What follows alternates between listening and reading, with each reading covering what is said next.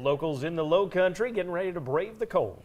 With ice likely on the roads, leaders are asking people to avoid traveling. Our Anna Stansfield joins us now from Hardeeville, just off I-95. And Anna, what does the traffic look like out there?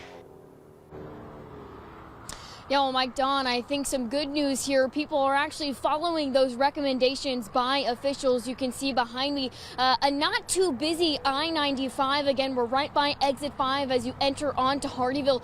Not many people on the roads, especially for this time of day during the week. As we talk about weather conditions out here, that wind has started to pick up in the last hour or so, but no wintry precipitation has started to fall just yet. Now, as we do wait for the potential of that wintry precipitation, some snow, some rain, a mix of all of that above. This is something that many locals haven't had the chance to see or experience since about 2019, with 7 years between now and then. Many haven't had to drive in these wintry conditions in about a decade. That's why officials are urging you to stay off those roads. We've said it a million times. I know you've heard it, but it's very important. They want you to avoid driving on those slick and icy streets. As we've spoken to people on the roads today, locals seem more excited about the chance of snow really than anything else here today and into the next couple of days. Others, however, are making that trip south for the sunshine. Those people were unfortunately not met with the warmest welcome these couple days.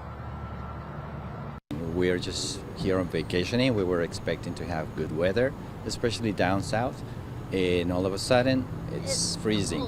It's gonna be the second time he sees snow. We saw that a year ago in Paris, and it was unexpected too.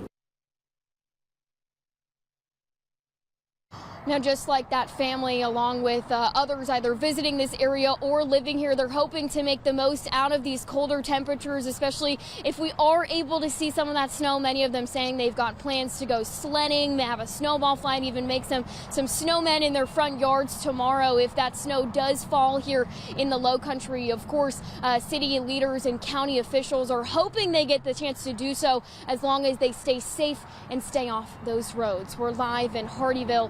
Anna Stansfield, WTOC News. All right, thanks so much, Anna.